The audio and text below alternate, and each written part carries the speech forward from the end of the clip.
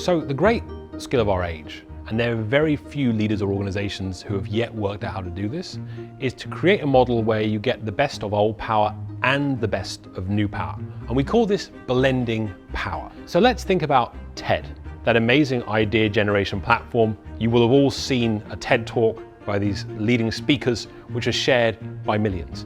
TED has been so effective because it has an amazing new power model and it has an amazing old power model. So let's think first about the old power model. TED itself, the conference, is hard to get into. It's expensive, you have to apply to get into it. Only a very small number of people can get behind the closed doors and rub shoulders with the people who are giving the talks themselves. And everyone in the world of thought leadership, every writer, every scientist, is desperate to get on the TED stage. They have amazing power of curation, they have amazing old power at the heart of their brand. But what TED has done so well is they aren't just this closed up conference. They've worked out how to open up in three really interesting new power ways. The first, and this was a very brave decision when they first made it, was they put all of their content online for free. They always believed in ideas worth spreading and worth sharing, so they allowed those ideas to be taken by people and spread everywhere. That's why they get such great views, is they always made it about access to the ideas.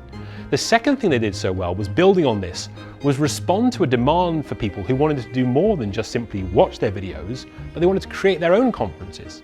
So their TEDx model was a way of structuring for participation. It allows anyone around the world, if they meet the standards of TED, to create their own TEDx event and create their own event in their local population, which looks a lot like the TED Central, which many people would like to go to. They've now had over 30,000 talks delivered, not at TED Central events, but at TEDx events.